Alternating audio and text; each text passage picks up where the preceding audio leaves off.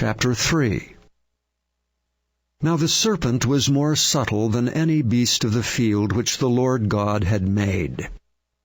And he said unto the woman, Yea, hath God said, Ye shall not eat of every tree of the garden?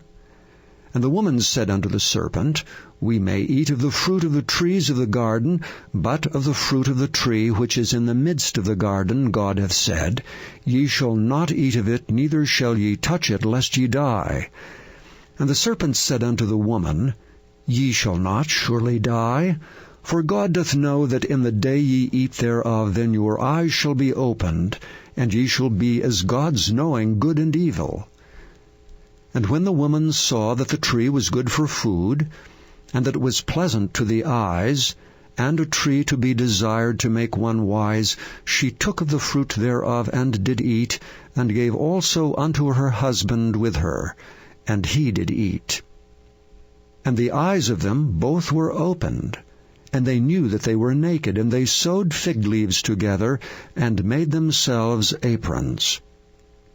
And they heard the voice of the Lord God walking in the garden in the cool of the day, and Adam and his wife hid themselves from the presence of the Lord God amongst the trees of the garden.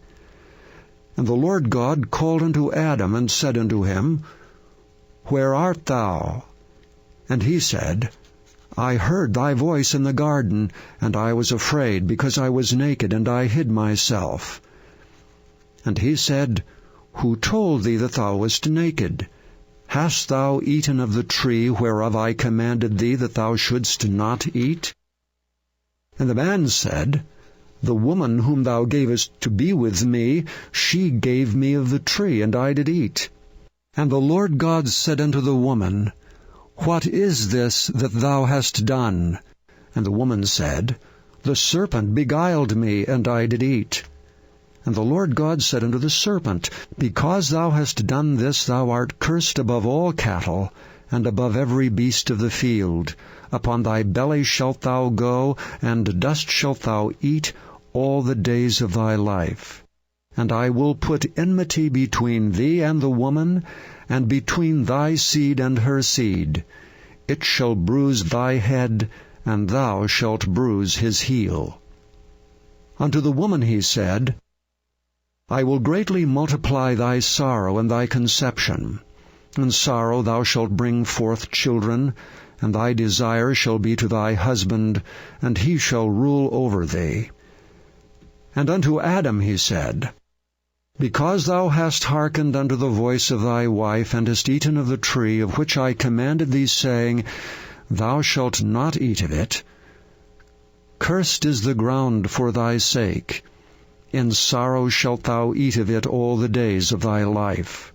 Thorns also and thistles shall it bring forth to thee, and thou shalt eat the herb of the field.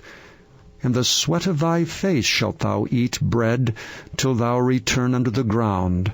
For out of it wast thou taken, for dust thou art, and unto dust shalt thou return. And Adam called his wife's name Eve, because she was the mother of all living. Unto Adam also and to his wife did the Lord God make coats of skins, and clothe them.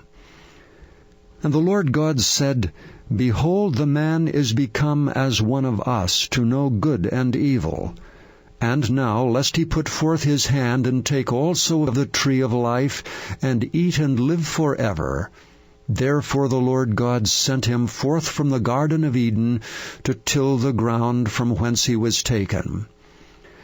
So he drove out the man, and he placed at the east of the Garden of Eden cherubims, and a flaming sword which turned every way, to keep the way of the tree of life.